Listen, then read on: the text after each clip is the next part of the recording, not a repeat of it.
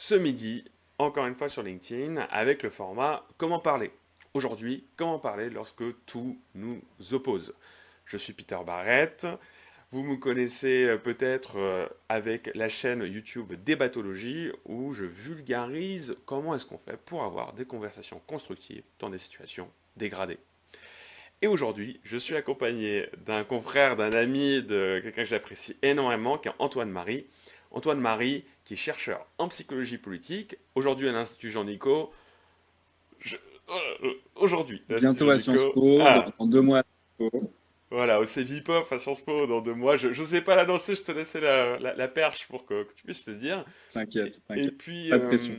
il va nous parler du coup de la psychologie des idées politiques et notamment comment est-ce qu'elle nous amène parfois à nous polariser, à nous tribaliser, mais pas que dans le cadre de la politique en fait, hein, dans tout l'impact des questions politiques dans notre quotidien, ce qui nous amène à nous opposer et peut-être à rompre le dialogue, peut-être à le rendre difficile, voire sembler impossible. Donc on va décortiquer tout ça avec Antoine pendant 1 heure ce midi. Donc j'espère que vous avez préparé un déjeuner sympathique dans lequel vous pourrez à la fois nous écouter, contribuer. N'hésitez pas dans le chat à nous poser des questions, à commenter. Moi j'essaierai de prendre le relais de vos questions, de vos commentaires au fur et à mesure. Et comme ça les poser à Antoine et me faire le relais. Antoine, tu es chercheur, tu as cette expertise de quelqu'un qui cherche à analyser les choses, à regarder les données. Euh, Quel est ton constat aujourd'hui sur à quel point on est opposé? C'est-à-dire à quel point on peut estimer le fait qu'on se sépare, qu'on se tribalise, qu'on se polarise. Souvent c'est un terme qu'on entend pas mal, qu'on commence à entendre un peu dans l'espace médiatique. Comment on estime ça et est-ce qu'on est vraiment si opposé que ça? Alors, par polariser, on peut peut-être préciser pour commencer qu'on veut dire par là, pas juste le fait qu'on a une inclination à être en désaccord, ça c'est pas forcément un problème, hein. Il faut que la discussion, le débat public soit nourri de perspectives différentes, d'expériences différentes, ça c'est tout à fait normal et constructif. La démocratie en a besoin. Je pense que nous, ce qui nous préoccupe aujourd'hui, c'est plutôt un peu la polarisation émotionnelle, affective, en gros l'hostilité entre les individus et entre les groupes, qui est souvent un peu évitable et dont on a l'impression quand on a une personnalité conciliante, quand on est exercé à la résolution de conflits, etc., qu'elle aurait pu être évitée et qu'elle est une sorte de mal moral vraiment inutile dans le monde. Et c'est un peu ça, je pense, qui nous préoccupe, toi et moi. Alors, est-ce qu'il y a plus de ça qu'avant? C'est très difficile de savoir. Je ne vais pas faire comme si on pouvait savoir facilement. On n'a pas des données longitudinales qui soient suffisamment fines sur comment ça a évolué depuis l'après-guerre, depuis les années 30, depuis le 19e siècle. Difficile de dire. Clairement, au niveau historique, on est dans une période qui est extraordinairement pacifiée pour l'Europe, pour l'Ouest. Rien à voir avec le niveau de violence que la société occidentale a connu pendant les guerres mondiales, etc.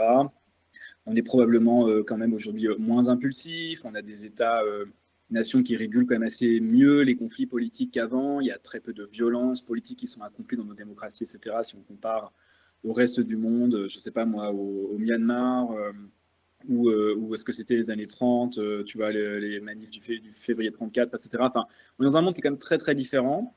Mais en fait, dans la mesure où justement on a pacifié beaucoup les rapports sociaux, on s'est aussi sensibilisé à des types de menaces ou dysfonctionnements qui sont de plus en plus subtils et qui nous préoccupent nous maintenant aujourd'hui, alors qu'ils seraient peut-être parus comme étant assez mineurs en 1945 ou en 1930, tu vois.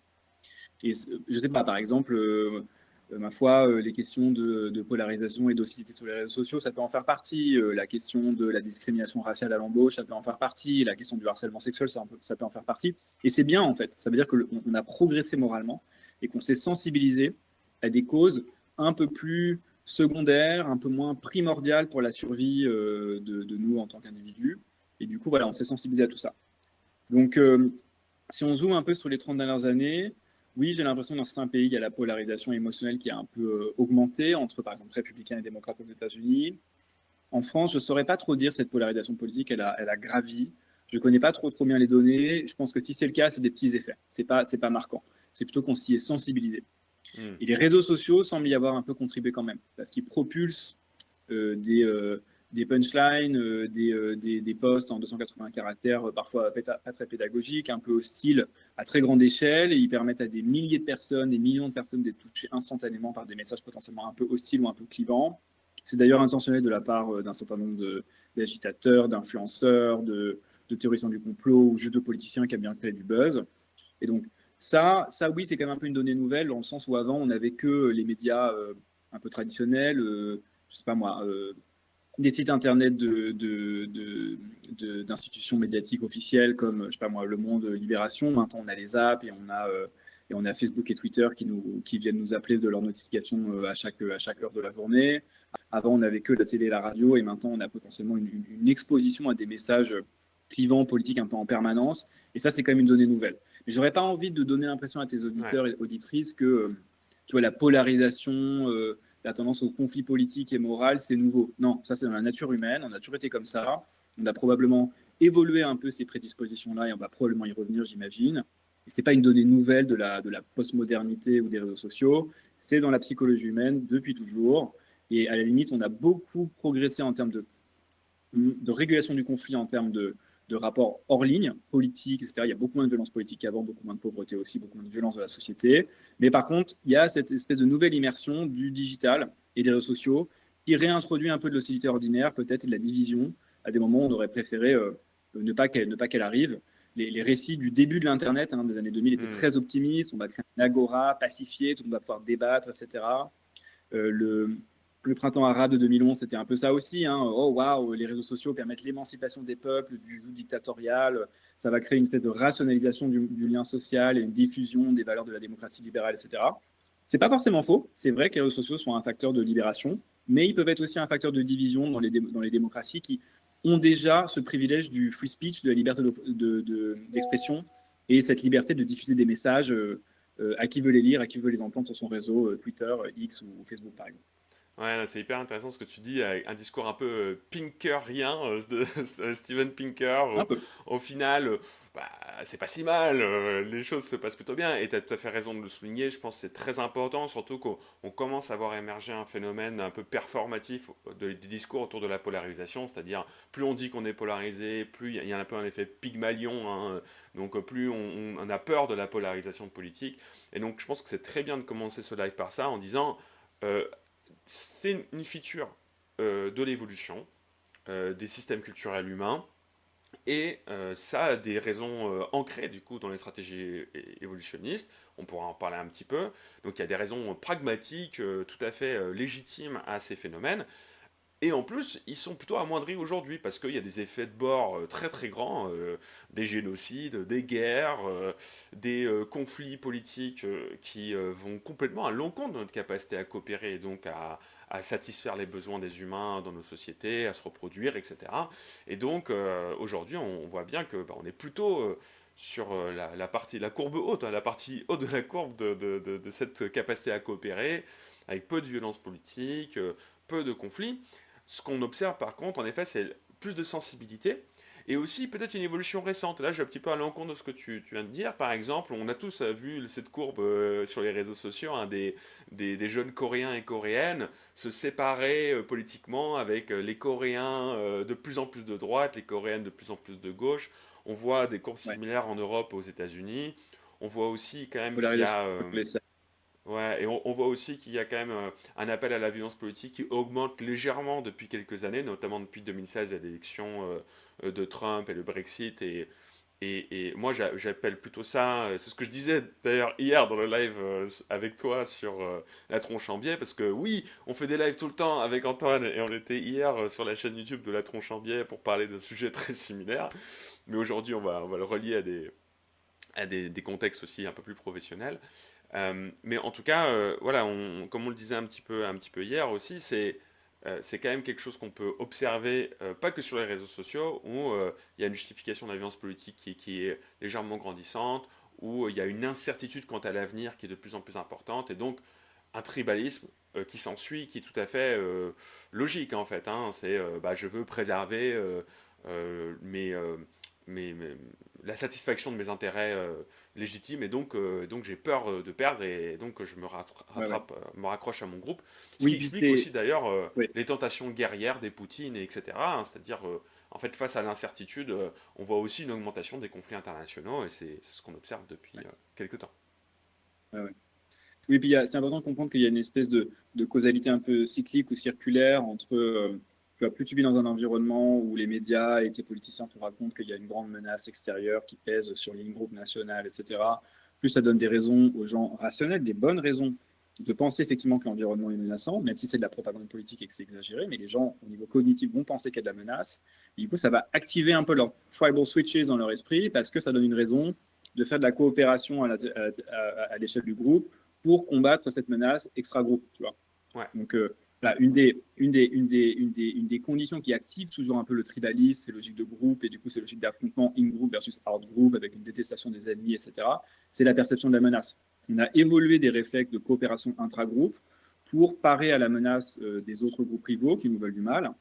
Et du coup, aussi longtemps que ton esprit se représente ton environnement social comme étant divisé par le conflit, ça te donne des raisons cognitives, toi-même de te comporter de manière plus tribale, d'envoyer des signaux d'appartenance tribale de ton groupe d'appartenance à ton groupe plus fort, donc éventuellement des croyances plus radicales, un discours plus de détestation des groupes rivaux, etc. Et du coup, ça renforce un peu le tribalisme de tout le monde. Et c'est du coup, c'est un peu performatif, quoi. Les Ouais. perceptions peuvent générer les comportements, et du coup, les comportements deviennent plus tribaux et renforcent à nouveau les perceptions, etc., etc. Ouais, mais c'est tout à fait ce qu'on voit sur le discours écologique. On reparle encore de ton ami Mélusine qui fait un très beau travail sur ces thématiques-là et qui nous montre que, en fait, quand on a des discours catastrophistes, que ce soit sur des sujets type changement climatique ou liés à des actions des outgroups, hein, donc des actions de personnes qui sont dans des groupes sociaux, économiques qui ne nous appartiennent pas, eh ben, on a plutôt tendance à renforcer ces systèmes de polarisation et donc se donner l'impression que quelque part tout nous oppose que l'autre groupe est le mal incarné et doit mourir, doit disparaître, on doit en finir avec eux d'une manière ou d'une autre. Et nous, c'est ce qu'on observe, je pense, dans nos cours. Souvent, toi, à l'ENS, moi, à l'ESSEC et ailleurs aussi, c'est que quand on parle de ces sujets-là à nos élèves, qui sont souvent plutôt engagés à gauche, plutôt jeunes, plutôt militants, on voit bien que le premier réflexe c'est souvent mais c'est facho, mais c'est méchant de droite, ils ne devraient pas exister, on ne va pas coopérer avec eux, on ne va pas les écouter, pourquoi faire ça?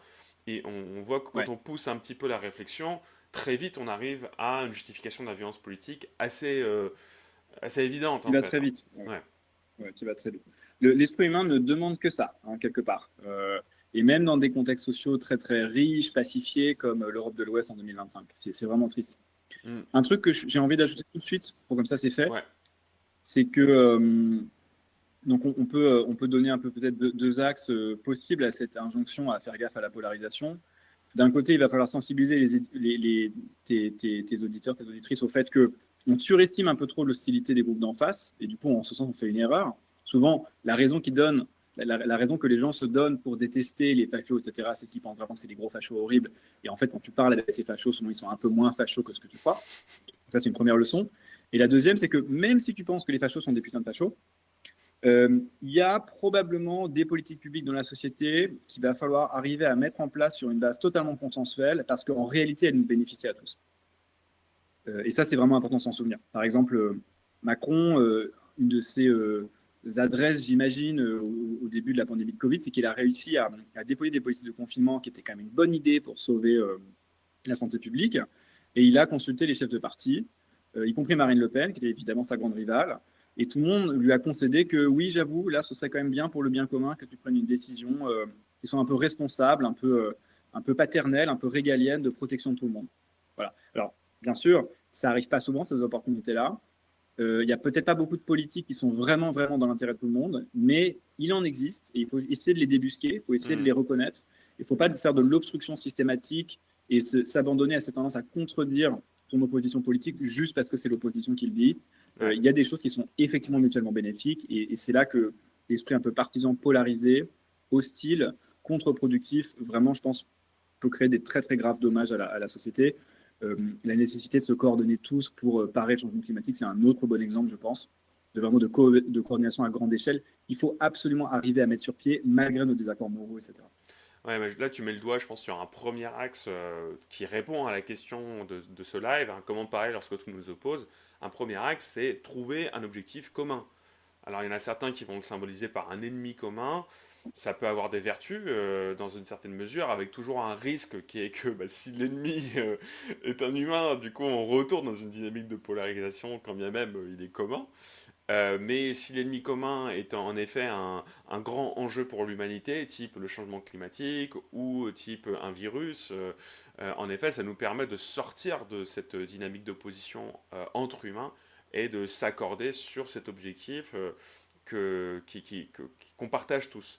Là, on va peut-être me dire, oui, mais Peter, malgré tout ça, il y a quand même des antivax, il y a quand même des personnes qui étaient contre les confinements, il y a quand même des citoyens souverains qui disent je ne contracte pas lorsque la police essaie de les arrêter quand ils sortent d'excès de vitesse. Il y a quand même des personnes qui vont nier le changement climatique malgré les nombreux rapports des plus grands éminences scientifiques du monde qui nous montrent toutes les conséquences des gaz à effet de serre. Donc, comment on fait face à ça?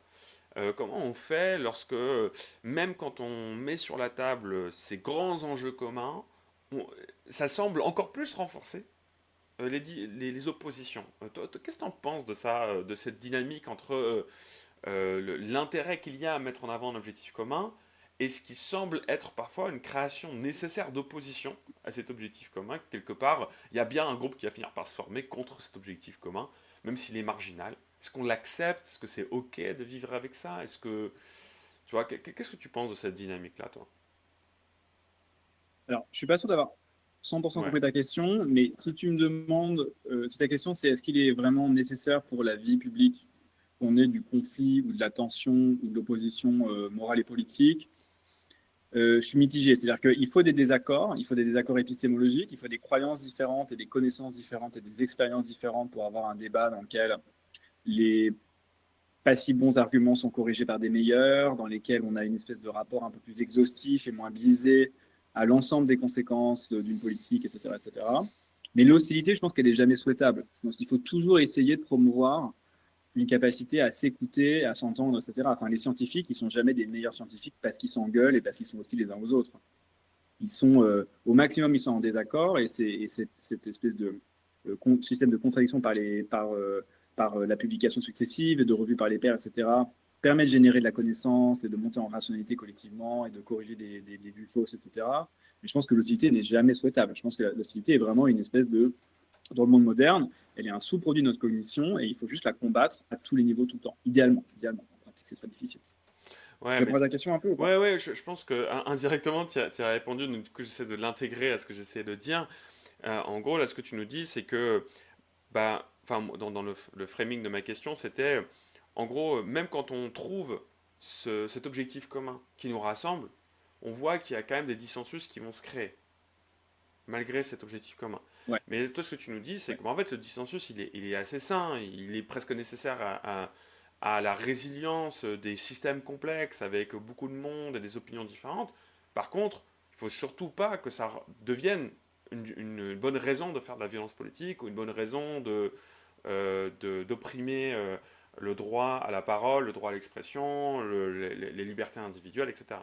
Donc ce que tu nous dis en gros c'est bah, quand on trouve un grand objectif commun qui permet de pousser une vaste majorité de l'humanité ensemble à coopérer pour avancer sur un sujet, on aura un consensus assez large, mais il y aura des dissensus, il y aura des gens pas d'accord, et c'est ok, et c'est même une bonne chose, parce que ça reste une forme de pluralisme d'idées qui nous permettra, ou qui nous permettrait d'être, en tout cas ça c'est mon point de vue perso, qui nous permettrait d'être plus résilients au cas où on avait eu tort depuis le début, au cas où en fait tout ça était faux.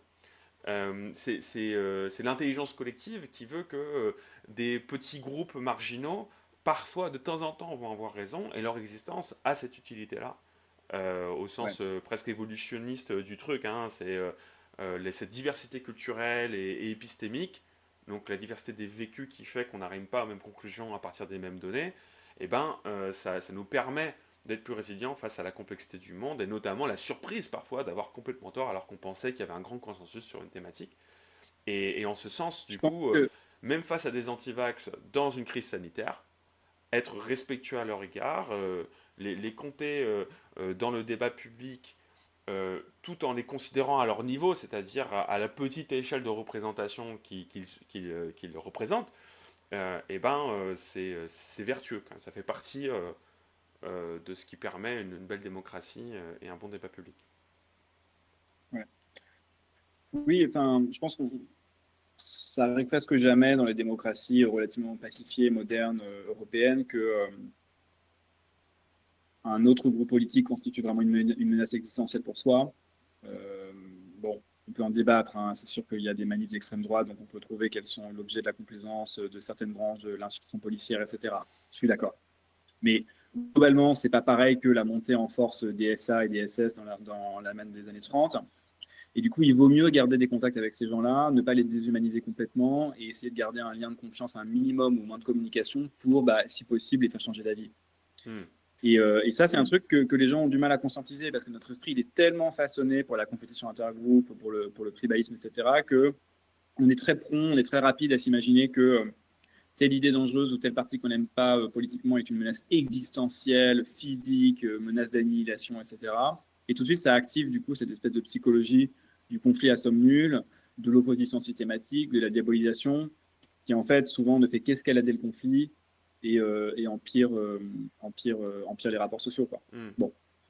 Après, j'ai quand même conscience qu'il y a des contre-arguments à ça, hein. Je me rappelle en avoir discuté avec Pascal Wagner, par exemple, qui me disait bah, ok Antoine, mais toi, tu es un peu le monsieur des polarisations en ce moment, mais reconnais quand même que faire barrage au RN ou faire barrage à des idées un peu facho et intolérantes, c'est une stratégie de dissuasion qui, si elle fonctionne, si elle a des effets positifs de blocage des flux d'informations qu'on n'aime pas vers plus de cerveau, plus d'esprit, etc., c'est une stratégie qui a aussi une certaine rationalité et qui peut être souhaitable. Le problème quand tu fais ça, quand tu fais barrage aux fachos, quand tu fais barrage à des idées que tu n'aimes pas, c'est que ça passe forcément par la diabolisation de ces idées. Et du coup, tu exposes des gens que tu aurais pu persuader de devenir un peu plus modérés ou de rejoindre ton camp, de lâcher ces idées fachos. Tu les exposes à un discours d'hostilité qui leur donne envie d'être parfois encore plus fachos. C'est ça le problème en fait. Il y a un espèce de dilemme moral. Je ne peux pas combattre l'extrême droite, par exemple, pour prendre un exemple, sans avoir un discours de diabolisation, de conspuation de l'extrême droite, qui va forcément vexer des gens que j'aurais pu en fait modérer et rallier à mon camp de personnes centristes ou de gauche, etc. Là, ce que Du tu coup, tu as un décris, dilemme moral. ouais, j'adore ce que tu décris, parce que tu as extrêmement bien expliqué un concept que j'essaye d'envisager, moi, dans mon esprit, ce que j'appelle le paradoxe du paradoxe de la tolérance. Donc, j'imagine que tu es Mm. familier du paradoxe de la tolérance, donc juste pour tout le monde, le paradoxe de la tolérance, c'est une idée de Popper, donc qui est un philosophe des sciences très, très connu, très fameux, qui nous livre cette idée que, en fait, quand on est une société tolérante, il y a un certain paradoxe à tolérer l'intolérable, ou l'intolérance envers certains groupes, et donc, quelque part, dans ce paradoxe, on se retrouve dans une société de tolérance à ne pas tolérer les intolérances. Donc notamment ne pas Ouais. tolérer les discours qui visent à appeler à la haine ou appeler à la menace de mort, etc. Et en fait, je trouve que là, ce que tu viens d'écrire, c'est un peu le paradoxe du paradoxe de la tolérance.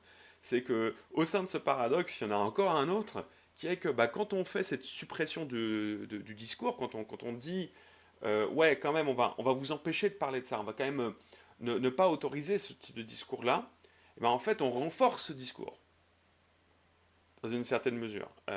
Parce que on est en train de dire aux personnes qui font partie de cette équipe, entre guillemets, ou qui Ouais. trouvent que cette équipe est pas si délirante que ça, que elle est victime, opprimée, oppressée du système, ce qui donne de Ouais. très bons arguments pour la rejoindre et en faire partie. Ouais. Ouais. Et, Ouais. et Parce personnellement, que ouais, quand tu vas-y. censures un discours que tu n'aimes pas, quand tu censures un discours que tu n'aimes pas, tu accomplis une action hostile. Tu penses que toi, tu es moralement motivé, que tu es moralement légitime à le faire. Pour toi, c'est pro-social, c'est gentil. Mais les gens qui sont du côté de la réception, c'est forcément hostile. Et du coup, ça leur donne une raison, eux, d'activer leur perception de menace et du coup de réciproquer, de rendre cette intention de censure éventuellement en escaladant, en essayant de réprimer ton propre discours à leur tour, etc., ou en étant hostile à leur tour, etc. Et Ouais. ça, pareil, il faut faire confiance à l'esprit humain pour avoir constamment des intentions, des intuitions de réciprocité. Si tu fais quelque chose de méfiant à quelqu'un, tu peux être sûr qu'il va avoir envie de te le faire. Et du coup, Hmm. il faut toujours jouer un peu au billard à deux bandes en anticipant comment est-ce qu'un geste que tu penses moralement justifié, toi, va être reçu comme autant aussi de l'autre côté et motiver la même réponse ou une pire réponse. Je trouve que c'est ultra important ce que tu viens de dire. Et pour moi, ça note, ça me met une petite note mentale en le fait que, du coup, tout ce que je fais, toutes les actions que je porte, je dois les penser comme des actions qui sont vertueuses si elles étaient répétées presque euh, de façon interminable, de À façon l'infini ou à l'infini. universalisable. Exactement. Et ça, On c'est redécouvre hyper Kant, en dur. fait. Ouais, exactement. Et c'est très compliqué de trouver ce type d'action-là. Enfin, c'est pas du tout évident, donc on va forcément faire des erreurs, ça va forcément être complexe, mais du moins, c'est bien ça qu'on recherche. Et on voit bien, Ouais, du coup, la limite des justifications un peu par catégorisation, de dire non, ça c'est mal, ça c'est bien. Oui, mais à quel titre et ça devient ouais, tout de ouais. suite un loop, un circuit assez négatif.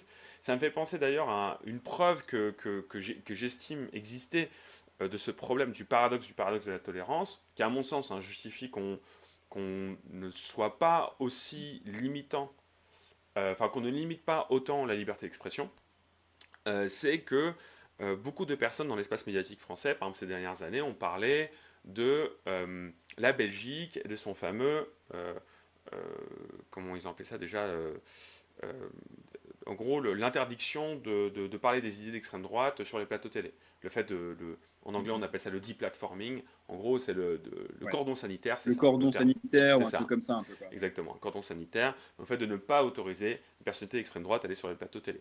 En fait, ce dont on se rend compte, c'est que ce soit la Belgique, donc, qui a cette norme sociale-là au sein du système médiatique, en France, on a une restriction de la liberté d'expression qui est assez forte par rapport à d'autres pays libéraux, ou aux États-Unis où il n'y a quasiment pas de restriction de la liberté d'expression. En fait, ce qu'on remarque, c'est qu'il n'y a pas de très vaste différence dans la montée des idées néfastes d'extrême droite. C'est-à-dire, tu regardes la Belgique Flandre, la Belgique francophone, la France, l'Allemagne. En fait, c'est pas trop là que les différences sont marquées. C'est pas dans la Ça. restriction de la En fait, liberté de c'est une penser question ou de la liberté de entièrement parole. empirique. C'est une question. Ouais, Excuse-moi de te couper, je mais t'en c'est prie, je t'en mon prie. TDAH et mon enthousiasme intellectuel que tu connais bien. C'est une question entièrement empirique de savoir si, quand tu vas mettre en place un cordon sanitaire, ça va surtout avoir des effets de limitation sur les idées d'extrême droite que tu n'aimes pas, versus donner des idées, des bonnes raisons à l'extrême droite de se sentir persécuté, de monter en puissance et d'être encore plus conspi. C'est entièrement une question empirique. Mm. Il y a deux mécanismes. Dion Elster dirait un mécanisme de type 1, un mécanisme de type 2. Tu ne sais pas à l'avance quelle est la force relative des deux. Et du coup, il faut faire le bilan des forces, il faut regarder comment est-ce que les deux pistons s'équilibrent l'un l'autre. Et ça, pour ça, il faut des études sociologiques, il faut peut-être une étude expérimentale, idéalement, pour le savoir. On ne peut pas le savoir à l'avance. Donc, c'est très difficile de légiférer là-dessus ou de prendre une décision politique vraiment informée au plan des conséquences parce qu'on ne sait pas dans quelle mesure est-ce que les deux effets vont prévaloir l'un sur l'autre. Ouais, tout à fait. Et c'est pour ça que je trouve que, tu vois, dès qu'on parle dans l'espace médiatique de grandes idées qui seraient la meilleure manière de combattre l'extrême droite, je pense qu'à chaque fois, on a un peu tendance à se planter parce que on a du mal à estimer les conséquences de l'application de ces idées. Et pour le coup, ce qu'on remarque, hein, c'est que en tout cas dans les sondages d'opinion, ces différences ne sont pas marquées en fonction des stratégies qui sont opérées par le système médiatique ou même par le législateur dans sa limitation j'ai toujours du mal à traduire free speech en français de la liberté d'expression, voilà. Et, Liberté d'expression. alors qu'on voit qu'il y a d'autres pays en effet où il y a moins ce problème de la montée de l'extrême droite, en tout cas d'idées qui visent à exclure certains groupes ou de l'espace social ou à ne pas coopérer avec eux, et ben ces pays-là sont des pays qui ont très forte cohésion sociale, qui ont des normes sociales partagées qui sont importantes. Donc on voit que s'il y a un truc qui fonctionne, c'est plutôt de recréer du vivre ensemble. C'était une mode à une époque, ça n'est plus trop aujourd'hui, plutôt que d'aller attaquer la liberté d'expression. Et enfin, en tout cas, moi, c'est ça que je privilégierais si j'étais un législateur. Si je dois faire des grands choix de politique publique, clairement, je ne vais pas limiter la liberté d'expression trop. Par contre, je vais énormément exercer à créer du vivre ensemble parce que je sais que par la connexion, Ouais. par les liens sociaux, là, on recrée cette possibilité d'envisager Ouais. du coup la tolérance envers des groupes différents. Alors, tu vois, cette remarque que tu fais sur la manière dont si on régule la liberté d'expression, en fait, on donne un prétexte à nos ennemis pour éventuellement réciproquer cette restriction de la liberté d'expression, et ça peut être un peu une escalade. où on anticipe mal comment est-ce que ça va être reçu de leur côté, ça va leur donner des perceptions un peu de persécution, de théorie du complot, enfin de complotisme qui leur serait dirigé contre eux, etc. Donc cette idée-là, elle permet de mettre le doigt sur un truc extrêmement, extrêmement important sur la psychologie politique des humains, c'est que on est bon pour anticiper les conséquences un peu immédiates de court terme de nos actions, mais on est très mauvais pour penser les chaînes d'action longues, causales, qui se déroulent au cours du temps long, sur comment est-ce que les effets qu'on produit dans le monde vont un peu essaimer, se diffuser, éventuellement euh, partir un peu hors de contrôle et en fait avoir des effets pervers qui finissent par nous nuire. On a une cognition qui est surtout câblée pour les interactions face-to-face à petite échelle. On n'a pas évolué pour anticiper comment est-ce que une restriction de la liberté d'expression va créer un effet pervers négatif à grande échelle au bout de 15 ans qui va en fait faire monter l'extrême droite en leur donnant des raisons d'être complotistes. Ça, notre cognition, elle n'est pas équipée pour ça. On est équipé pour anticiper les effets immédiats dans une interaction face-to-face de si je dis un truc gentil ou si je dis un peu provoquant, comment est-ce que Peter il va réagir. Ça, on est bon. On a des mécanismes de mind reading, de lecture des intentions qui sont bons pour ça. On est bon aussi pour anticiper le fait que si on dit des trucs qui sont perçus comme étant bons, moraux, les gens dans notre groupe qui pensent comme nous, ils vont nous aimer et ça va augmenter notre réputation, ça va l'améliorer, etc. Ça, on est bon. On est bon pour le virtue signaling, on est bon pour éventuellement exagérer certaines menaces et mobiliser les gens de son in-group qui sont déjà d'accord avec soi, d'aller combattre tel ennemi politique qu'on n'aime pas ou telle question qu'on n'aime pas, genre le racisme ou le changement climatique. Mais anticiper comment est-ce que toute cette rhétorique politique, ces tentatives de censure des groupes qu'on n'aime pas, cette démonisation, cette diabolisation des groupes qu'on n'aime pas, comment est-ce que tout ça va être reçu par le camp d'en face à moyen terme, à long terme, et comment est-ce que ça peut escalader en effet pervers. Là, on est complètement dans le noir, en tout cas la plupart d'entre nous, et c'est un gros problème, c'est qu'en fait la cognition humaine n'est pas adaptée aux effets complexes, collectifs et un peu de long terme de la communication politique dans les sociétés modernes. On n'anticipe pas les espèces de spillover effects que ça peut avoir assez rapidement, et c'est, je pense, une des sources de la polarisation aussi, quoi. Ouais, c'est ultra intéressant ce que tu dis parce que je suis en train d'envisager un autre paradoxe du coup dans tout ça, c'est que beaucoup de personnes par exemple qui militent pour des actions pour aller à l'encontre du changement climatique vont dire bah justement on n'est tellement pas câblé pour les conséquences à long terme qu'on a du mal à agir pour empêcher le changement climatique. Et ces mêmes personnes vont mener des actions de militantisme qui sont elles-mêmes pas bien câblées entre guillemets pour empêcher des réactions réactionnaires face à Ouais. leur militantisme. Et c'est un truc, une espèce de paradoxe qui est assez rigolo, tu vois. J'accuse les autres de ne pas faire preuve de suffisamment de long-termisme dans leurs réflexions, dans leurs actions, et au final, moi-même, j'en fais pas preuve dans la psychologie des actions politiques que je mène. Ouais, C'est assez ouais. drôle. Mais on est très mauvais pour faire du mind reading intergroupe, tu vois, pour comprendre comment Hmm. est-ce que les gens pensent dans les autres groupes que les nôtres. On est bon pour anticiper un peu les croyances, les intérêts, les préférences des gens qui nous ressemblent, mais dès que les gens ont des croyances assez différentes ou des visions du monde assez différentes et des idéologies assez différentes, on se représente plus très bien les motivations fondamentales et un peu inconscientes qu'ils peuvent avoir. On se représente pas trop les conditions sociales dans lesquelles ils ont acquis ces croyances qui nous paraissent si bizarres Hmm. et on n'anticipe pas non plus leurs réflexes ou leurs préoccupations. Bref, on a des psychologies différentes les uns les autres, donc évidemment, on a du mal à se projeter dans l'esprit des autres. Ouais. Ouais, et puis on a tendance du coup à estimer que la personne a forcément des mauvaises intentions, etc. Donc on va tout de suite, hein, c'est l'analogie de l'alarme incendie, c'est ça, on va tout de suite vers Ouais. la possibilité d'une fumée, même si c'est de la vapeur d'eau, parce que on ne sait jamais. Et donc voilà, on fait l'erreur fondamentale d'attribution. Voilà, il y a des biais cognitifs qui sont en jeu, qui nous amènent à penser que bah, si l'autre a des idées si différentes que nôtres, c'est quelque part elles sont néfastes, quelque part elles ont des intentions Ouais. négatives. Et le Ouais, pire, ouais. c'est qu'après les Là où personnes on dans les devrait, débats. Oui, pardon, vas-y. non, juste une mini remarque de complément par rapport à ce que tu disais, là où on devrait attribuer la différence d'opinion ou de comportement à de l'incompétence, des informations différentes, des préférences un peu différentes, des aspirations moralement nobles mais différentes de soi, on va faire l'inférence qu'il y a de l'égoïsme, du cynisme, que les personnes s'en foutent complètement de la morale, qu'ils sont hostiles, etc. Effectivement. Ouais, tout à fait. Il y avait une question dans le chat qui date un petit peu, mais j'espère que la personne sera toujours là. C'est mon ami et collègue Marine Soichot qui fait des spectacles.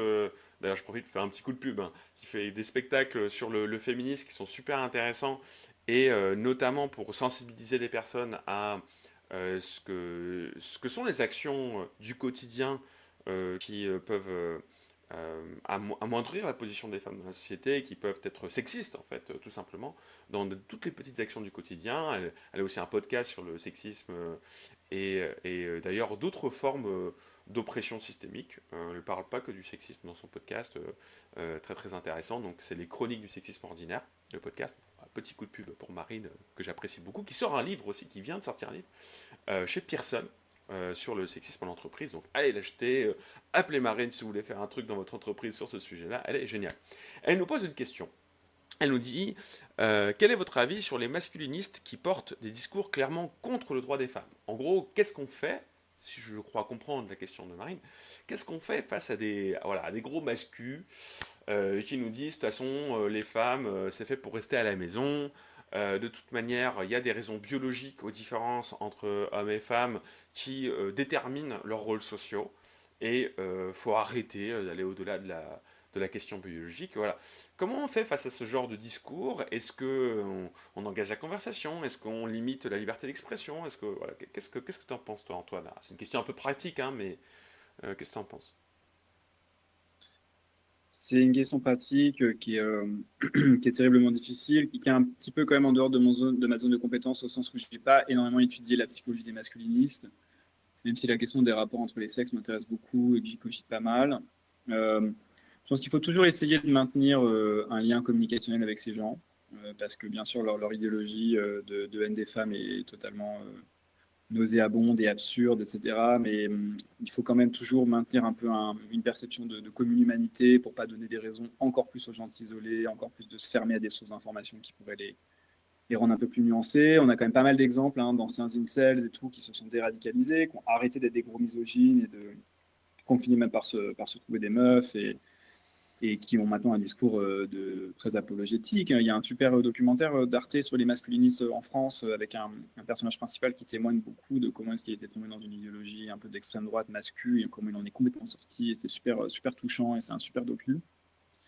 Ça existe. Donc, même conseil que dans n'importe quelle forme de polarisation, hein, garder le contact. J'aurais envie de dire aussi, pas, comment dire, essayer soi-même d'être aussi nuancé quand on est une personne de gauche et progressiste. Le masculinisme, dans sa haine des femmes, est totalement bien sûr, injustifié, etc. C'est une idéologie de haine qui généralise sur un groupe de sexe entier et qui nourrit l'intolérance. Mais une des portes d'entrée éventuellement dans le masculinisme, ça peut être éventuellement l'observation que les hommes et les femmes psychologiquement ne sont pas exactement toujours faits sur le même modèle, qu'il y a un peu des différences psychologiques et tout. Et ça, je pense quand même que scientifiquement, c'est assez justifié. Il y a plein de données interculturelles sur les humains, sur les primates, sur les enfants, qui suggèrent quand même que psychologiquement, en moyenne, les deux courbes de Gauss psychologiques des deux sexes ne sont pas toujours totalement superposées sur un certain nombre de traits.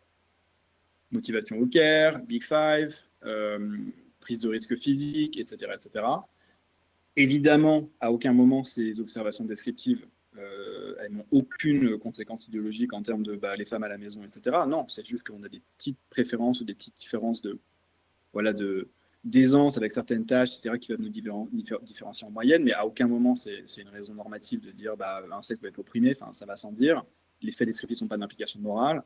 Mais peut-être que engager une discussion sérieuse et de bonne foi sur le fait que hommes et femmes ont des petites différences, ont parfois des forces et des faiblesses en vertu de leurs différences psychologiques, ça peut être un moyen de connecter avec des masculins sans leur donner l'impression qu'on pense qu'ils disent entièrement que de la merde et en rétablissant un peu un dialogue où soi-même on ne se caricature pas en personne de gauche qui typiquement pourrait potentiellement les agacer et leur donner des raisons de détester la gauche et de détester le féminisme.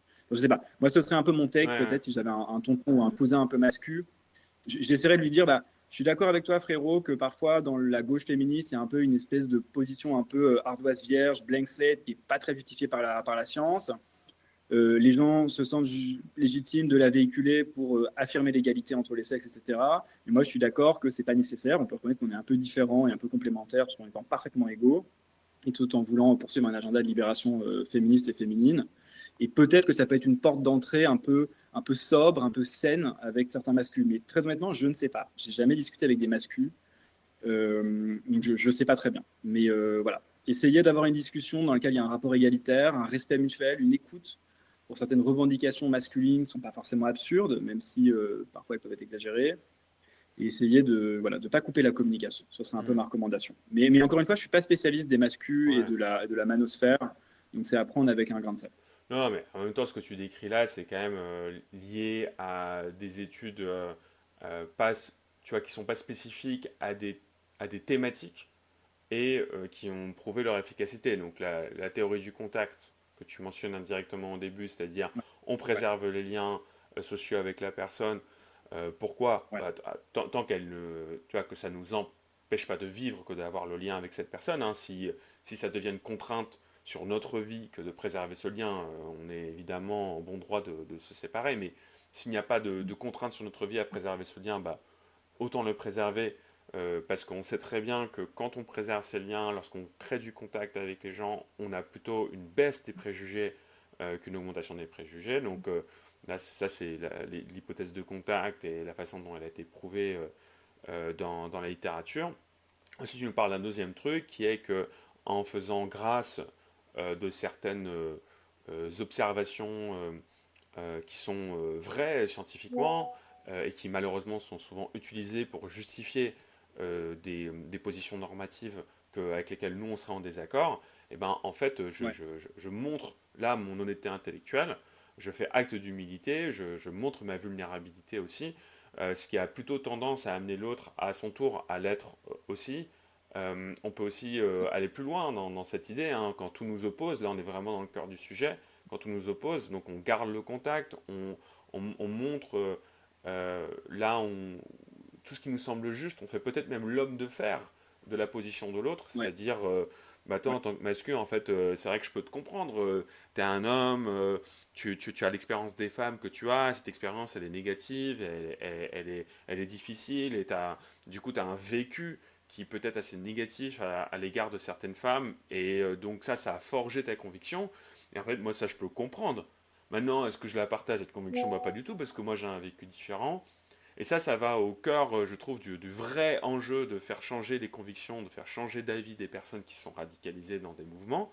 C'est euh, en parlant de, de cette manière-là, je peux les amener à vivre autre chose.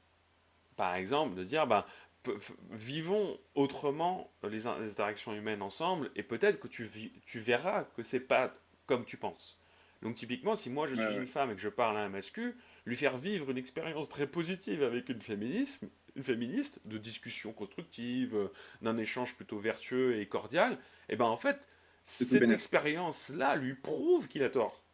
C'est le fait de Ouais, vivre cette expérience qui lui prouve qu'il a tort. totalement. Et on le sait que dans faire changer la vie de quelqu'un, les arguments sont moins efficaces que le ressenti, l'expérience vécue. C'est ça qui forge les Ouais, convictions des gens. C'est cette intuition qui est liée à l'expérience vécue. Donc plus on fait vivre cette expérience aux gens, bah, plus c'est probable qu'ils changent d'avis. Et ça fait le lien avec ce fameux exemple que j'utilise tout le temps, mais qui est génial, de Darrell Davis, donc l'exemple de cet homme noir qui, par la conversation, par l'échange cordial avec des personnes du Ku Klux Klan, on a déconverti 200 à lui tout seul, juste parce que ouais, c'est il magnifique. était curieux de comprendre pourquoi il pense ce qu'il pense et curieux de partager son vécu et ses sensations et sa vie. Et malgré les insultes, malgré le potentiel risque sur sa vie, a bien vu le résultat positif que ça a pu générer. Et ça, on peut que le souhaiter. Ouais, ouais. Sur les mascus, 2 secondes, et on pourra changer de sujet après si tu veux. Il faut aussi peut-être pas être timide et oser aussi discuter du contenu de l'idéologie masculiniste avec les masculinistes. Et par exemple, moi, un truc qui m'effare dans l'idéologie masculiniste, c'est cette espèce de puritanisme du body count qui les obsède et qui en fait les amène de manière totalement paradoxale à augmenter encore les coûts réputationnels pour les femmes d'avoir une vie sexuelle libre et libérée.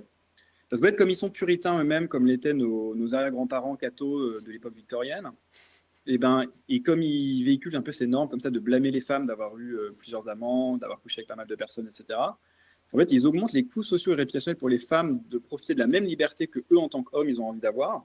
Et du coup, en fait, les deux sexes finissent par avoir moins d'interactions sexuelles en général parce que ce slut shaming, en fait, diminue aussi, enfin, fait reculer un peu la libération sexuelle dont on aimerait qu'elle bénéficie à tout le monde, en fait.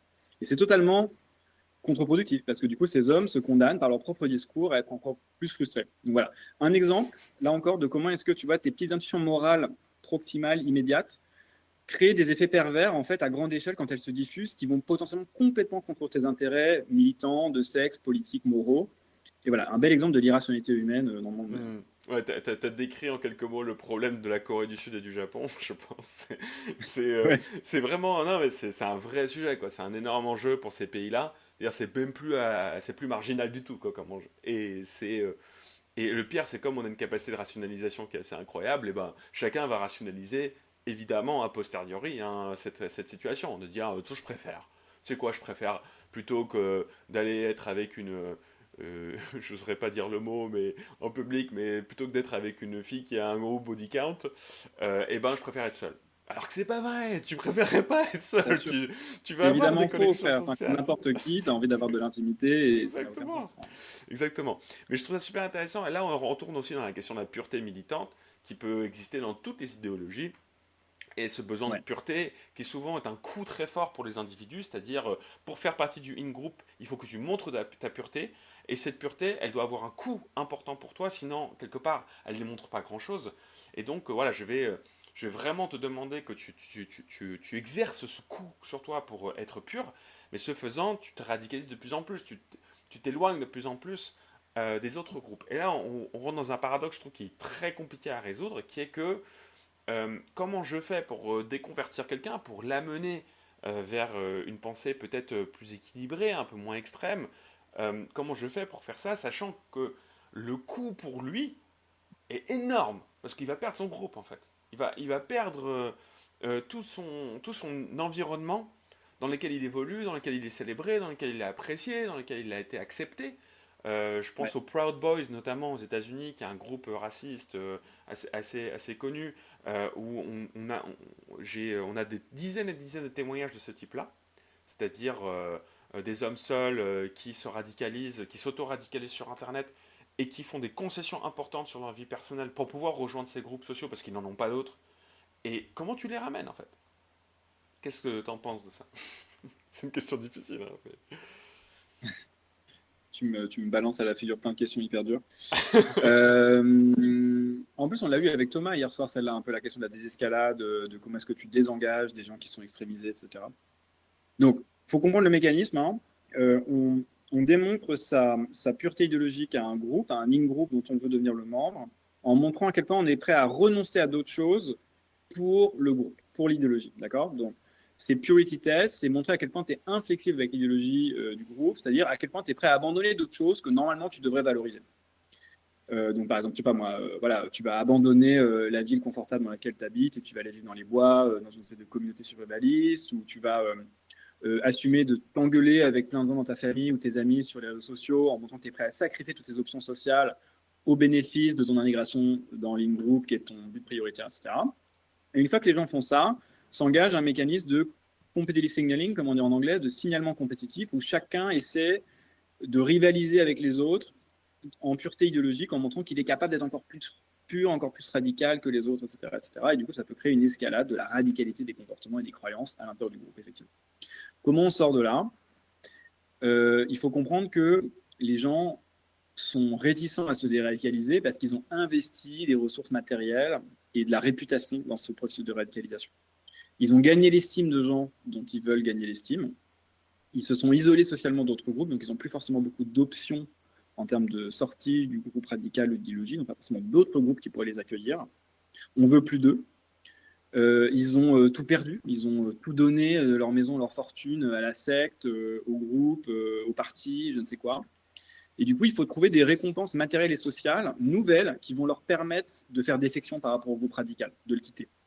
Il faut trouver un processus de réconciliation nationale, par exemple, comme avec les FARC, où on leur promette je ne vais pas dire une femme, mais l'opportunité peut-être de rencontrer une jeune demoiselle et de trouver mariage, une maison dans une ville apaisée où on leur promet qu'ils ne vont pas se faire persécuter par les anciens membres du groupe, qu'ils vont peut-être avoir une protection policière, une amnistie judiciaire, ce genre de choses, pour créer des incitations individuelles égoïstes à un processus de désengagement. Pour les djihadistes, c'était un peu le même problème pour la France. Est-ce qu'on peut leur accorder une espèce d'amnistie judiciaire En tout cas, tant qu'ils n'ont pas commis de trop grosses atrocités, s'ils ont juste fait le djihad en Syrie et qu'ils ont, je sais pas moi, fait des trucs qui comptent pas vraiment comme du meurtre de masse, etc., est-ce qu'on peut leur permettre une espèce de sécurité en France? Et si oui, est-ce que ça peut être une incitation à les faire rentrer et à se déradicaliser, etc., etc. Il faut toujours adopter la perspective du radical, qui, pour vous, est un énorme enfoiré, mais pour lui, est une personne moralement motivée, et adopter sa perspective rationnelle, subjective, et se dire qu'est-ce qui pourrait l'intéresser comme alternative à l'action radicale dans laquelle il est engagé. Il faut parler le langage des intérêts, le langage des appartenances de groupes alternatives, des récompenses romantiques, amicales, sexuelles, etc., etc., éventuellement financières, logement, etc., etc., etc., qui permettraient de motiver la personne à se désengager, à se déradicaliser. En deux mots, ce serait un peu ça ma réponse. Ouais, mais j'apprécie beaucoup ce que tu dis parce que là, on rentre vraiment, je trouve, dans le vif du sujet, hein. On voit bien que la modification, enfin, la déradicalisation d'une personne est extrêmement coûteuse pour elle.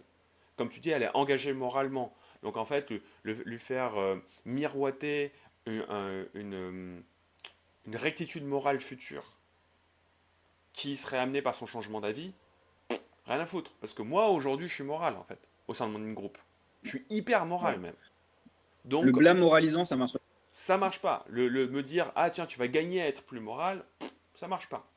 Par contre, des gains alternatifs, c'est-à-dire les trucs que tu n'as pas aujourd'hui, mais dont tu as envie, ou dont tu pourrais avoir envie, ça, ça peut être un moyen compensatoire qui amène rationnellement, même si après moi je le post-rationalise différemment, évidemment, je vais toujours me trouver d'autres très bonnes raisons d'avoir changé d'avis. Mais la motivation au changement, elle sera beaucoup plus forte. Et je pense que ça a l'air assez cynique hein, quand on le dit comme ça, mais c'est réaliste comme posture. C'est comment on fait dans la déradicalisation. Ça, c'est les méthodes qui sont connues, qu'on sait comment elles fonctionnent. Mais souvent, elles sont faites un petit peu Ouais. à la marge de la société, par des spécialistes du sujet, et qui ne sont pas très publics. Mais c'est la réalité de ces techniques. Et je pense que plus on les Ouais. universalise, plus on gagnera. Moi, dans mon quotidien, si je suis face à des personnes radicalisées, je sais que la pire chose que je peux faire, c'est les moraliser, les accuser de tous les noms, et pour me célébrer au sein de mon in-group qui regarde comment je suis en train de l'attaquer, celui-là, lui montrer qui a raison, non, pire chose à faire. Pire chose à faire. Ouais. Et Et ça nous ça, il ramène faut à que un ce des soit clair problèmes pour tout le monde, je pense. fondamentaux. Hmm. Ouais, ouais. Ça nous ramène à un des problèmes fondamentaux de toute psychologie politique et morale dont on a commencé à parler tout à l'heure, c'est que on est très mauvais pour faire le mind reading des croyances et des motivations idéologiques et des motivations morales des autres groupes et des autres gens.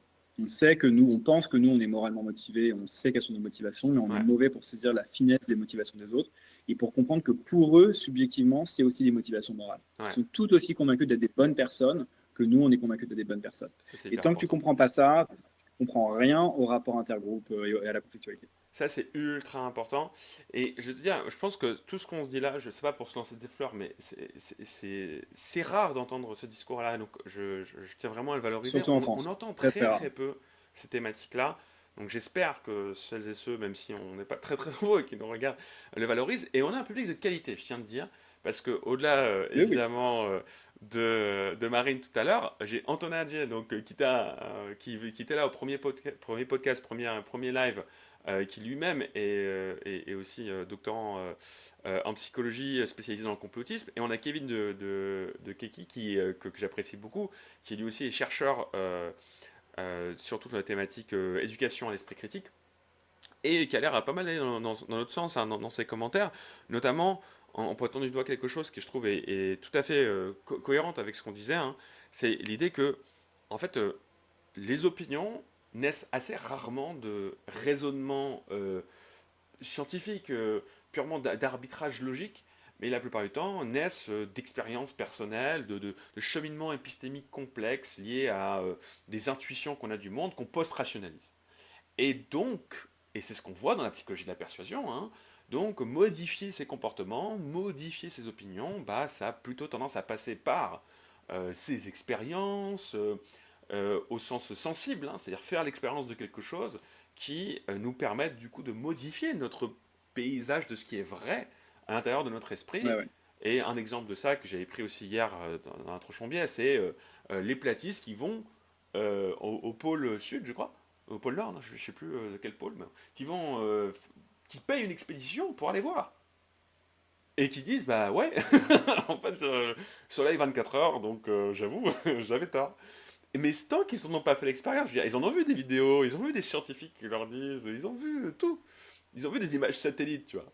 Mais tant qu'ils l'ont pas fait eux-mêmes, eh ben, ils avaient du mal à vraiment défier cette réalité. Et le fait de ne pas l'avoir fait seul, c'était un groupe, ensemble, dans une dynamique. Et le fait de tous se regarder à un moment donné et dire, bon, bah, j'avoue, et ben, ça modifie cette perception instantanément, malgré le coup a posteriori, c'est-à-dire ils sont fait complètement sortir de leur groupe idéologique, mais ils avaient constitué leur petit groupe là à eux, qui fait l'expérience d'autre chose. Et je trouve ça très intéressant, ils sont auto-persuadés quelque part de modifier leur perception du monde, et ça c'est un très bel exemple, je trouve. Bah, si on pouvait amener un petit groupe de mascus qui s'entendent bien, qui sont ensemble dans un contexte où ils seraient amenés à remettre en question leur perception des femmes, si on pouvait faire ça avec des racistes, si on pouvait faire ça avec tout un tas de groupes qui ont des préjugés radicaux, Ouais, ouais. peut-être que ça aurait des effets super positifs sur la persuasion de Sur, ces groupes. je suis entièrement d'accord. Sur la question des rapports entre les sexes, il y a un document qui existe déjà sur Internet, tu m'en avais parlé, une vidéo, un TED Talk, tu sais, d'une dame qui était à une époque féministe, très revancharde, presque un peu misandre, et qui dit dans son TED Talk, bah voilà, je suis arrivé dans une bande de masculins, une asso, j'ai réalisé en fait que c'était des mecs qui étaient quand même assez fragiles, assez vulnérables, qui avaient des revendications entendables, de la souffrance, de la vulnérabilité, pas du tout Ouais, pour les angéliser, hein, mais voilà, un peu de perspective technique, on comprend un peu d'où ils viennent. Et en fait, bah, j'ai eu un bon rapport avec eux et maintenant j'ai plutôt envie de les déradicaliser pour les radicaux d'entre eux, bien sûr, mais aussi de faire un peu une pub humanisante pour leur vision du monde et essayer d'équilibrer un peu plus cette espèce de guerre de coq qu'on a parfois entre le féminisme très radical et une idéologie masculiniste, elle aussi potentiellement très radicale. ouais. Et Comment elle s'appelle cette dame? Tu te souviens du nom? j'ai oublié le nom de la journaliste, mais en effet, il y a un TED Talk très connu, elle en a fait un documentaire qui a été assez critiqué Ouais, quand même par les mouvements féministes, qui s'appelle The Red Pill, tout simplement, évidemment. donc la pilule Évidemment. rouge. Ouais. Et en effet, dans ce documentaire, on voit des groupes masculinistes qui sont un peu old school, c'est-à-dire des groupes plutôt de défense des hommes et qui vont faire miroiter les grandes statistiques qu'on entend sur ces sujets-là. Donc voilà, et Antonin nous dit d'ailleurs en commentaire, faut pas confondre mascu et incels, et il a raison, c'est quand même des groupes assez distincts. Il a... Et Ouais, ouais. pour le coup, là, c'était des groupes plutôt masculins au sens défense des hommes et de leur spécificité, et notamment sur Ouais. bah, le fait qu'ils ils ont plus d'alcoolisme, qu'ils meurent plus d'overdose, qu'ils se Ouais, suicident ouais, ouais. plus, etc. Ouais, ouais. Donc Oui, il y a deux c'était distinctions à faire. ce que je Tout disais. masculinisme n'est pas misogyne nécessairement, et les incels, l'élément qui les caractérise, c'est l'aspect de frustration sexuelle et de résignation par rapport à ça. Mais tu peux être mascu tout en étant quelqu'un qui pécho beaucoup, et tu peux être relativement Tout à masculin fait. dans le sens où tu as un discours très positif sur les hommes sans être dans une haine des femmes. Même si malheureusement, ça s'accompagne souvent d'une haine des femmes, mais pas nécessairement. Ouais, ouais, et là, du coup, on met le doigt sur une subtilité dans la théorie du contact qui est super importante.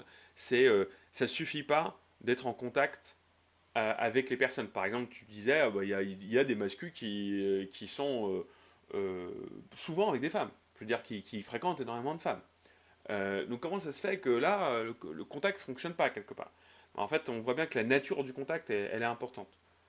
Typiquement, si moi je peux rester dans mes préjugés, je peux rationaliser mes préjugés tout en restant en contact avec toi, bah je vais pas forcément Ouais, modifier mon avis. Par contre, ouais, ouais. si en étant en contact avec toi, je suis obligé de questionner mes préjugés parce que je vois des choses, j'observe des choses, je ressens des choses qui sont fondamentalement différentes ou orthogonales à ce que je sais, à ce que je pense, et ben là je suis un peu obligé de me questionner. Et c'est tout l'art, je trouve, d'une très bonne, enfin, d'une bonne manière de rentrer en contact avec des groupes opposés, c'est de leur faire vivre l'expérience d'autre chose que des préjugés qu'ils ont. Et Tout à fait. on arrive sur la fin. Euh, je voulais peut-être, si on peut prendre une ou deux minutes de plus, si tu as le temps, Antoine, Bien sûr. venir sur un autre thématique pour finir. Parce que là, ok, je résume un petit peu. On a parlé de plein de sujets différents, mais en gros, on a parlé de l'idée que déjà, garder le contact, c'est hyper important. De savoir faire l'homme de fer de la position de l'autre, de savoir aussi pointer du doigt les inepties dans notre camp, les limites de notre camp, les limites de notre propre pensée, de savoir concéder des réalités objectives à l'autre, peut-être sans faire le pont prescriptif que l'autre va faire dans son discours, peut-être en lui montrant qu'à partir des mêmes données, j'arrive à des conclusions différentes. Ça peut l'aider à rentrer en réflexivité. Bon là on voit qu'on peut déjà avoir une conversation avec des gens qui nous opposent vraiment de façon importante.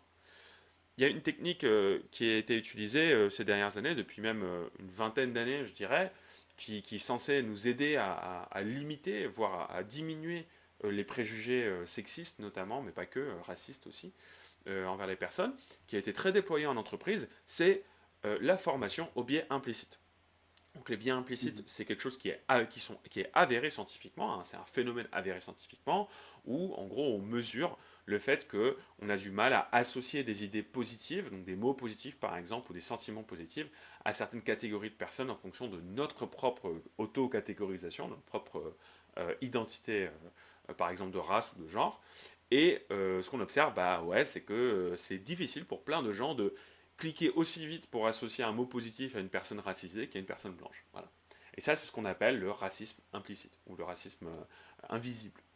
Et on pensait qu'on pouvait former des gens à en sortir de ça, en leur expliquant qu'ils sont tous racistes et que quelque part, invisiblement, ils ont tous des préjudices, ils ont tous des préjugés envers les gens, et que c'est important d'en avoir conscience, de travailler dessus, d'agir à l'encontre de ces préjugés.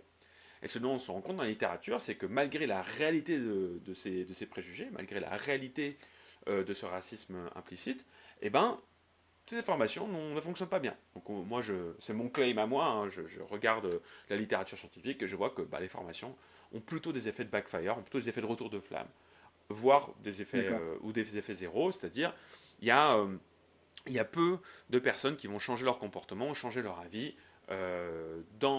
et donc ça n'aura pas beaucoup d'impact au final dans leur réalité. Et je pense notamment à des études qui ont été menées sur des populations de policières typiquement, qui ont été très exposées à ce type de formation, et ça n'a pas changé leurs sentiments ou leurs actions. Et du coup, moi, je me demandais si toi, en tant que psychologue politique, tu devais designer une action. Donc là, je te pose une question plus positive, hein, c'est si toi, tu devais faire quelque chose.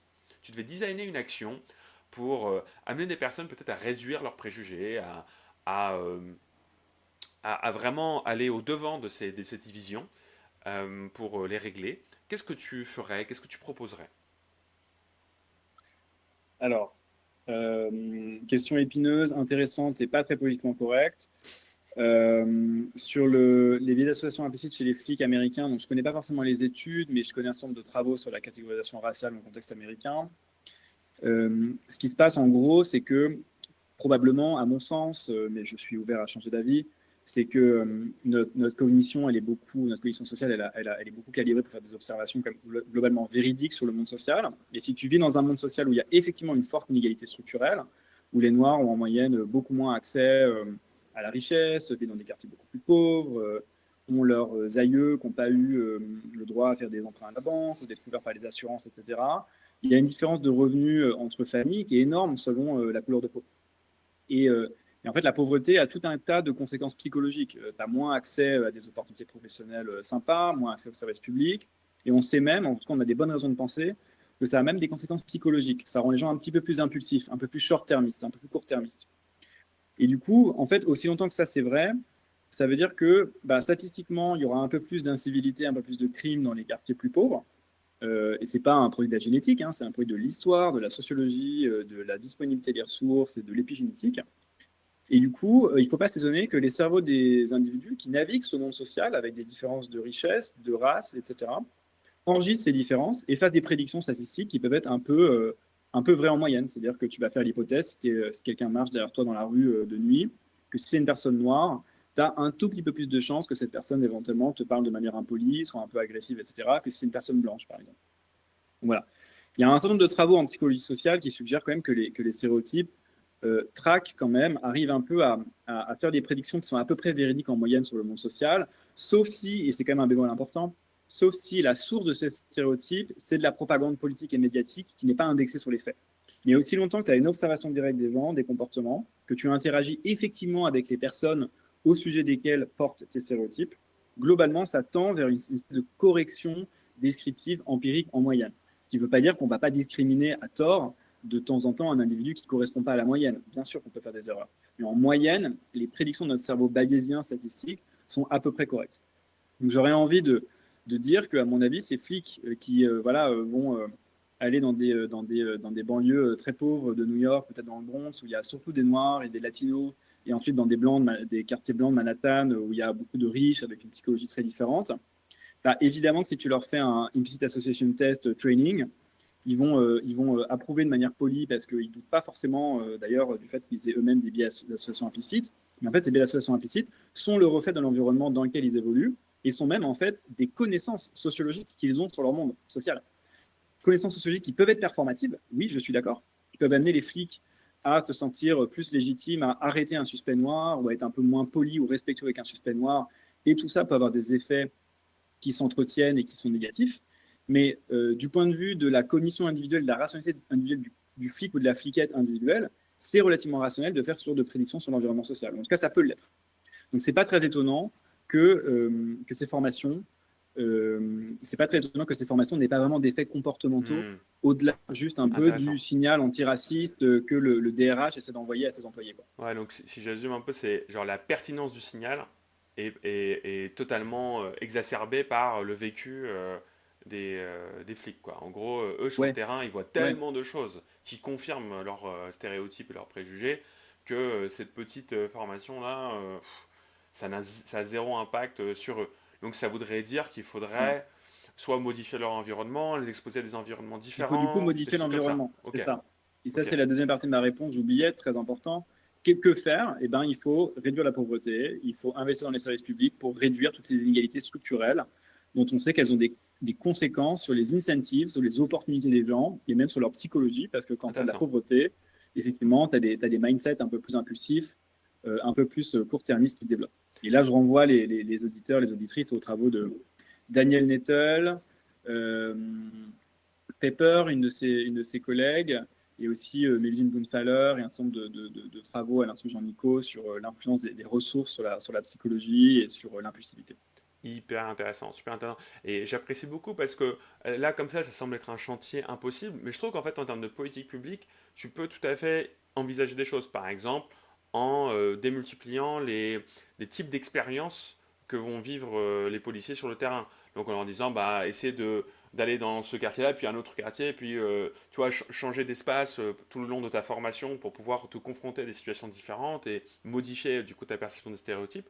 Peut-être te former à ces questions psychologiques-là pour mieux comprendre comment on forme des stéréotypes, qu'est-ce qui fait qu'on se retrouve à avoir cette analyse bayésienne statistique des situations qui, du coup, au global, plutôt vraie, mais qui ne présage absolument pas des individus et de leur spécificité. Voilà. Ouais, ouais. Et ça, c'est ultra intéressant, en fait, je trouve, de comprendre ça. Je trouve que ça m'aide vachement mieux de comprendre ça plutôt que qu'on me dise pendant 2 ou 3 heures que je suis un raciste, je ne le sais pas. Ça, non, ça. Et d'autant plus avec l'aspect moralisateur que ça incombe. Et Ouais. c'était un truc que tu n'as pas dit, Qui est mais je sais que condescendant tu et qui penses. peut Voilà. activer, ouais, l'aspect moralisateur qui est condescendant et qui peut activer un peu la défense, la réactance des gens et qui n'est Ouais. pas forcément très productif. Alors, un débat éthique qu'il faut avoir aussi, c'est Hmm. qu'il faut non seulement considérer le fait que les prédictions statistiques des cerveaux des gens peuvent être potentiellement assez indexées sur les faits, non seulement ça, mais il faut aussi débattre de quel va être ensuite le critère de safety qu'on va vouloir appliquer sur la base de cette connaissance des taux de base. Tu vois. Genre, c'est une première question de savoir si les flics ont des attentes statistiques qui matchent bien la réalité. C'en est une autre de savoir s'ils ne sont pas un peu trop prudents ou parano en voulant arrêter ou interpeller telle proportion de personnes noires versus telle proportion de personnes blanches. Ça, c'est un choix normatif, en fait. C'est un choix normatif qui va dépendre de à quel point tu penses que laisser passer un prévenu potentiellement dangereux, Ouais. eh ben, c'est dangereux pour la société. C'est un choix normatif. Ouais, versus le danger que constitue la détestation des policiers parce qu'ils arrêtent toujours le même type de personnes, quoi. Donc, versus, Ouais, voilà, exactement. ouais, bon, j'ai tellement Là encore, tu as deux de- mécanismes de sens opposés et c'est c'est une trop question intéressant. entièrement Ouais. empirique de savoir comment ils s'équilibrent. Ouais. Et moi j'apprécie beaucoup cette conversation parce que là on rentre vraiment dans la nuance du problème, quoi. On n'est pas avec des sweeping statements, ok, ils sont tous comme ci, ils sont tous comme ça. Non, c'est complexe, c'est des situations ultra complexes. On peut pas vouloir aux individus de penser ce qu'ils pensent. On peut juste essayer de les amener à penser autre chose à travers des expériences de la vie qui sont différentes, en leur amenant des éléments éducatifs comme on essaie de le faire. Et c'est que comme ça au final qu'on va pouvoir recréer cette expérience du monde commune qu'on espère pouvoir nous emmener vers une meilleure capacité à résoudre les problèmes complexes qui nous font face. On en parlait au début, changement climatique et grande transition sociétale et les conflits aussi qui sont quand même malheureusement en train de monter aux portes de l'Europe. Ouais. Encore une fois, malheureusement. Il y a Kevin qui nous faisait une petite remarque que je trouvais assez intéressante en disant, mais du coup, est-ce que c'est toujours un stéréotype? Si c'est en gros vrai, si c'est statistiquement vrai, est-ce que c'est encore Alors, toujours un stéréotype? oui, oui, c'est un stéréotype parce qu'en fait, il faut changer la compréhension qu'on a dans le sens commun du mot stéréotype. Un stéréotype en psychologie sociale, ce n'est pas une représentation abstraite fausse, c'est une représentation abstraite. C'est tout. C'est ça un stéréotype. Un stéréotype, c'est la représentation abstraite que tu te fais de la moyenne ou de l'exemple le plus représentatif ou du barycentre ou de l'item le plus représentatif d'une catégorie. Et après, c'est une question totalement empirique de savoir si ce stéréotype colle à la réalité ou pas. Hmm. Donc, en fait, plutôt que de se disputer sur la question de savoir s'il faut ou pas avoir des stéréotypes, il faut plutôt se demander, voilà, dans quelle mesure est-ce que nos stéréotypes sont corrects. Et encore une fois, je ne veux pas donner l'impression euh, que les stéréotypes sont toujours vrais dans toutes les conditions. Ça dépend du rapport entre à quel point ils sont basés sur l'expérience visuelle directe des gens, d'interagir avec les gens, versus est-ce qu'ils sont nourris à des sources de messaging, d'influence, de propagande politique qui, par exemple, si c'est le cas d'extrême droite, bah, évidemment, vont caricaturer, aggraver la menace et faire passer quelques Hmm. délinquants pour des membres représentants du groupe, je sais pas moi, des musulmans, des noirs, des pauvres, des trans. Donc tu dirais que par exemple, donc, il y aurait des stéréotypes qui sont statistiquement faux, des stéréotypes qui sont statistiquement vrais, mais ils sont jamais complètement, enfin 100% faux ou 100% vrai. Et c'est un peu le principe du stéréotype, c'est qu'on fait une analyse statistique un peu spontanée de la personne et on lui colle des étiquettes parce que c'est plus simple après d'interagir avec elle ou d'estimer les types d'interactions qu'on va avoir. Mais une fois qu'on en a conscience que c'est qu'une analyse statistique, en fait, on peut aussi nous-mêmes modifier nos comportements en lumière de Ouais, ça. Et notamment quand on sait ouais, que nos comportements ont un effet sur le comportement de l'autre et que du coup on peut générer des stéréotypes chez l'autre par notre ouais, inférence du stéréotype chez la personne. ouais, Donc ouais. ça c'est très intéressant de voir ces feedback loops qui existent aussi dans ce type d'interaction. Et c'est pour ça que moi je trouve Et ça... Ouais, vas-y, pardon. les gens sont assez bons pour inhiber leurs stéréotypes généraux dans la présence d'une personne particulière qui ne colle pas aux stéréotypes, hein.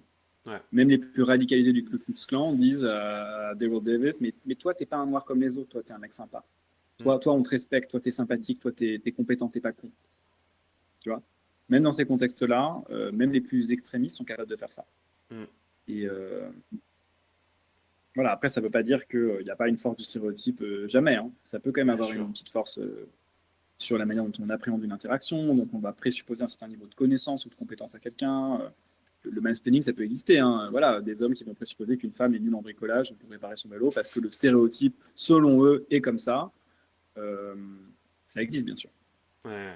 Ah, c'est ultra intéressant. Alors, Kevin me repose encore une question, mais ça va nous amener très loin. Tu demandes est-ce qu'il y a un lien entre Vas-y. stéréotype et connaissance? Je pense que clairement, oui. C'est une connaissance du Oui, monde, bien en sûr. fait. Ouais, ouais, tout à fait. C'est notre Le expérience du stéréotype, monde. c'est l'aspiration à la connaissance du monde social de ton cerveau. Pourquoi? Parce qu'un un des buts clés de ton cerveau, c'est de prédire l'instant suivant, hein. Nos cerveaux, c'est des machines bayésiennes à prédire ce qui va se passer, à catégoriser les objets qu'on voit dans la perception, à comprendre ce que c'est, à anticiper le développement d'une interaction future en fonction de bah, qui est cette personne. Est-ce que c'est un pauvre, un riche, un homme, une femme? Comment ça va se passer? Quelles sont ses préférences? Comment elle va raisonner? Comment elle va réagir à ce que je vais dire et tout. La fonction du cerveau, une des grandes fonctions du cerveau, c'est de générer des prédictions statistiques, une carte du monde social et des prédictions statistiques de comment les gens se comportent si tu fais telle ou telle chose. Hmm. Ouais, super intéressant. Bon, on s'est noyé un peu du sujet, mais c'est toujours aussi intéressant. Merci beaucoup, Antoine, pour le temps en plus que tu nous as donné ce midi. J'espère Toujours que un ça a plaisir. pu en faire profiter un certain nombre de personnes qui voient que, en effet, c'est possible de parler quand tout nous oppose. Ce sera un peu la conclusion à chaque fin d'épisode sur ce sujet.